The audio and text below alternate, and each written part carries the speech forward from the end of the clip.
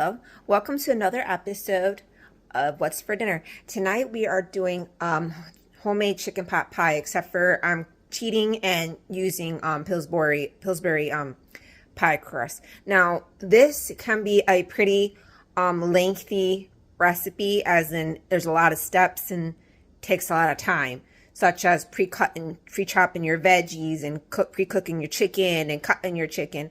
So to save time on all that, I've already went ahead and did all that. So I'm just going to get started at this point at doing the gravy mix. My oven is already preheating because once it's all set to go in the oven, it's going to take about 45 minutes in the oven and then 20 minutes rest time on top of the stove. I've been in here cooking since about 2:30ish, and it's about 3:15. My family usually eats between 4:30 and 5 o'clock. My husband has to be to bed about 7 because he has to be up early. So with that being said, I will show you all my ingredients that I have laid out already. I will pop the video in of me already pre-cooking the chicken. I did not record myself pre-chopping veggies. The chicken is frying in 1 tablespoon of lard, some granulated garlic, some onion powder, and a little bit of the Sassoon Unique seasoning. Flip them over once, added some chicken broth to it for steam effect, and put the lid over it for the remainder of time. And you continue cooking until it reaches an internal temperature of 165. Once it's done and cooked, you're going to set it aside and let it rest for about 5 to 10 minutes. Okay, so here we already have the chicken. This is minced garlic. I didn't measure. I just chopped until I thought it was enough. We have 4 tablespoons of butter, 4 tablespoons of flour. In here, we have 1 cup of heavy cream, 2 cups low sodium chicken broth. And in here we have a mixture of diced up carrots, celery, a half an onion, and the rest of the leek that was from yesterday. And from my seasonings, I'm going to be adding a little bit of granulated garlic, some onion powder. That was my oven that just beeped. And it's upside down. Right here. Oh, that's why I had it upside down. Ha! Oopsies. That's okay. We don't use it a lot for that anyways. So just give me a second to clean that up real quick and then we'll get started. We're going to get started by turning our pot on, our stove on.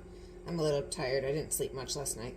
We're going to turn this on to about medium heat.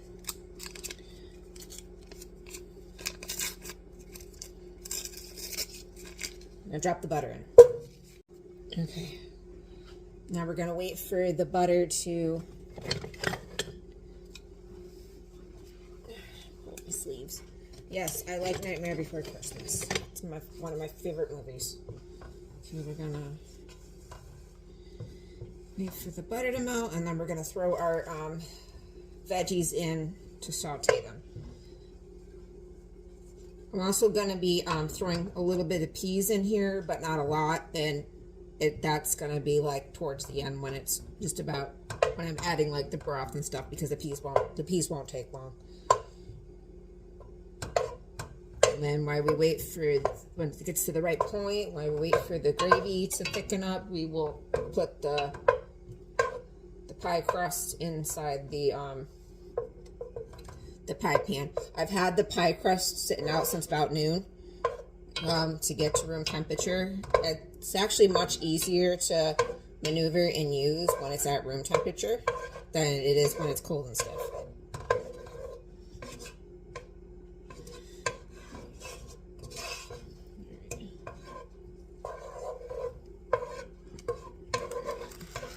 See what I'm doing. Here we go. Finally, I got this chopper thing for my veggies like a long time ago, and for the life of me can never figure out how to use it. Well, I finally figured out today how to use it. I ended up putting another tablespoon of olive oil in it because it wasn't just to get the temperature up to get it sauteing more. So we're gonna pop this about medium on simmer, and about a low heat and put the lid on and let it do its thing. The carrots are really, everything's cut relatively small, so it shouldn't take too long, but I just want to make sure that these carrots are like tender for, because they're raw carrots. Okay. I decided not to do the peas because there's quite enough of what's already in here.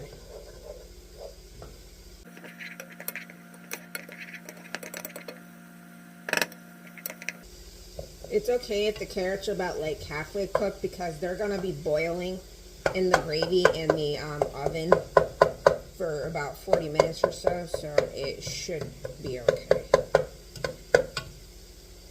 Alright. Before my veggies burn, we're gonna go ahead and throw the garlic in, the minced garlic. And we're going to cook this in here and just long enough until it starts being fragrant, until you can start smelling it. And once you start smelling it, then it's time to move on to the next step. You don't want to burn the garlic. Seasonings I will add once I start adding the broth to this. Not yet. Garlic is starting to get fragrant. Now we're going to switch out the spoon for whisk. Oh, wrong thing. Make sure we use the right thing. We're going to add our flour in.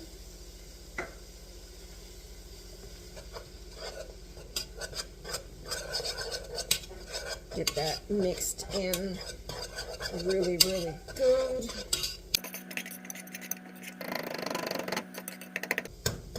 Yeah, carrots are about soft. That's good. I'm just going to turn this around for a brief second so you can get an idea of what it looks like without burning myself on the whisk. Right, we went ahead and we added the milk and the cream and the broth to it, and at this point we're going to add our chicken and our seasonings. Okay, and at this part we have to be quick so that way it doesn't. I'm going to turn this on low for a moment. Okay, we're going to mix this in real quick before we add our seasonings. And also, if it's not thickening up the way you would like it to, you can also add a slurry. I mean, because this is the part that takes the longest, is the gravy, in my opinion. Normally, I use my my cast iron Dutch oven for this, and it takes mere minutes for it to do so. But my Dutch oven is a little rusted, so that's out of commission, and I can't use it until I get the proper oil in to restore it. I do know how to restore my cast irons, and I like to reseason them at least every 6 months, but I haven't been able to do so. Okay, I'll be right back. I need to go grab my pepper. Add some pepper.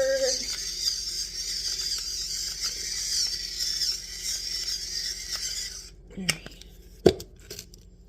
we're going to turn this on high to get it to a boil.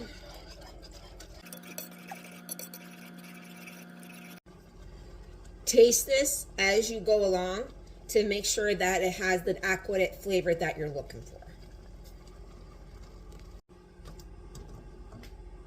Okay. My husband and son are going to be here any minute, so he just went to go pick up our son from school directly from work. So while we wait for the gravy to thicken, we're going to start getting the bottom layer of our pie crust ready. And you want to start by spraying the inside of your pie pan, so that way the crust doesn't stick when you try to cut it out later.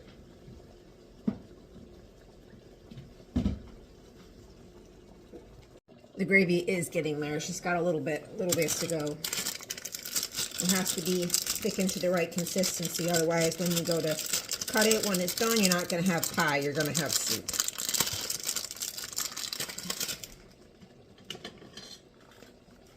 It smells good in here, that's for sure. I need to remember to sharpen these. I do have a sharpener, I just get lazy and don't use it, don't do it.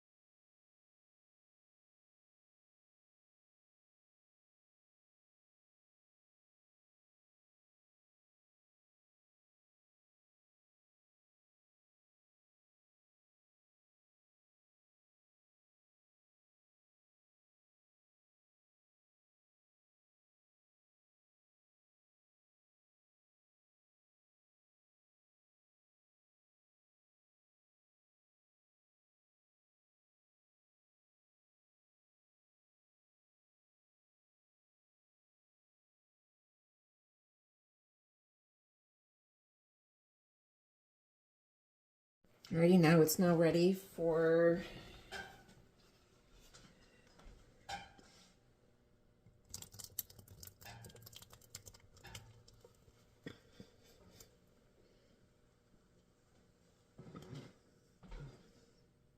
I used earlier. We're gonna spread it out.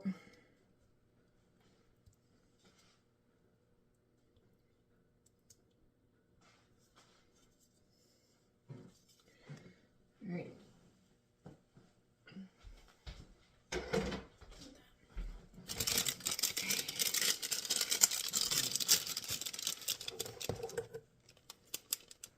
He wants to eat plastic.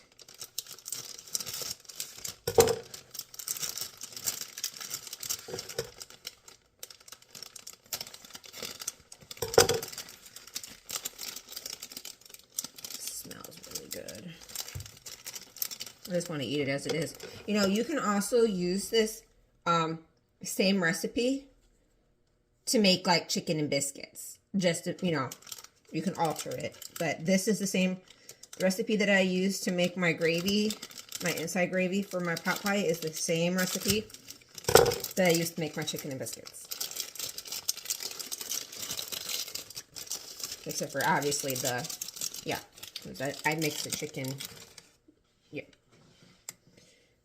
I remember the first time that I made that recipe for my mom. She couldn't stop eating it. Boy, do I miss her. Miss her every day. There's always new and exciting things happening, and I wish she was here to share it with. Alright. Now we're going to put this on top of this.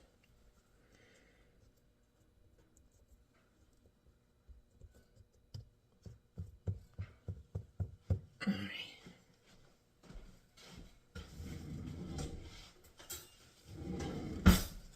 Favorite part. Gonna take a fork and you're gonna pinch down the edges, going all the way around.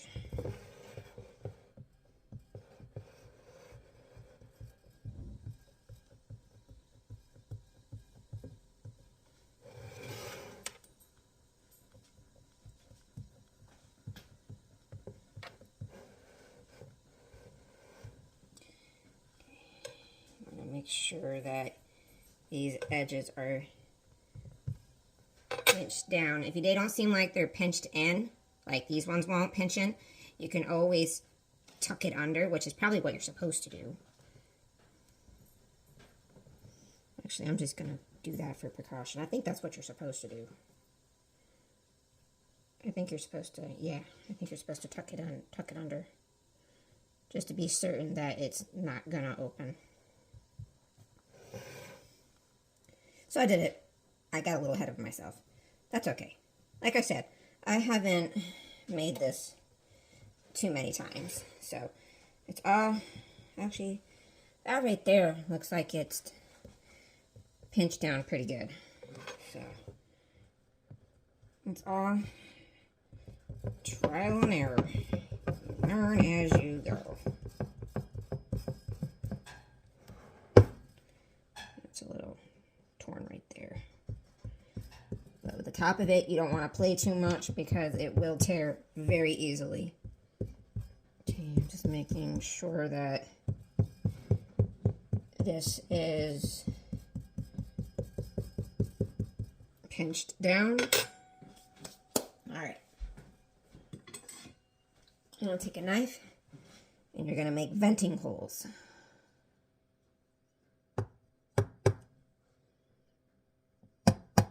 Two on each side. Right in the center.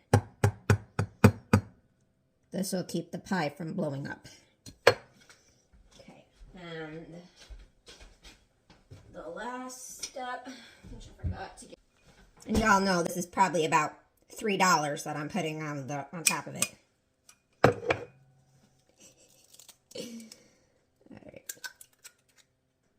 And take the egg.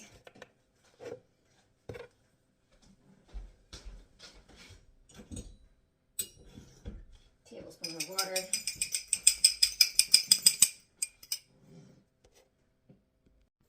Whisk her up. This sounds really hurting my ears. Okay, that's enough of that. Whether it's whisked well or not, I don't care. That's kind of irritating my ears. Okay. That, and we're going to just give the crust a gentle egg wash on the top. Ooh, easy.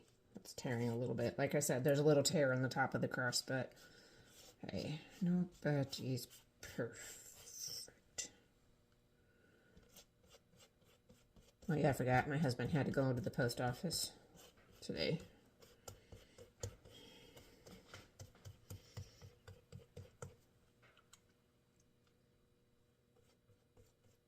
Just to ensure it'll give it a nice golden toast crust. And while it's in there cooking, I am going to get a head start on cleaning up some of this mess. So I will see you in about an hour. Before I forget, you might want to consider putting a dripping tray underneath this, just in case it boils over, so it doesn't get into the oven. I just thought of that just now. It is out and done. Yes, there's a couple of tears in the crust along the way, but it's nice and golden brown, as you can see right there that it is bubbling. So we're going to let this sit for about 20 minutes to thicken up inside, and then it'll be dinner time. Okay, now I'm going to cut her and then see how well she holds.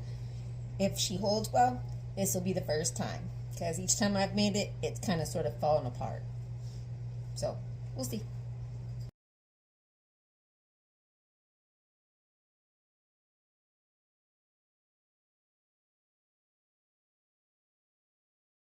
The gravy's a little thin, so that's okay. Trial and error. I'll get it right one of these days.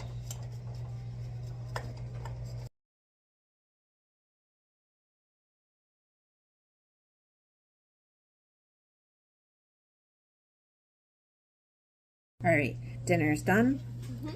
And let's ask the taste tester what he thinks. So, how is it, bud? It was so good. So good? Yeah. Let's give it a taste. My pot pies never usually hold when they come out of the oven, but they still taste very good. What? Oh, June. Yeah. Really good. I just got to get the crust part down. More practice, but hey, no one's perfect. Practice makes perfect. It's really good. Mm-hmm. Yep. All right. Okay. And there we have it. Another yummy meal at home. Now, tomorrow, we are planning on doing homemade pizza. Yep. And my pizza doughs hold up a lot better than my pies. And we're also doing homemade sauce with that as well. So, we will see you tomorrow. Have a good night.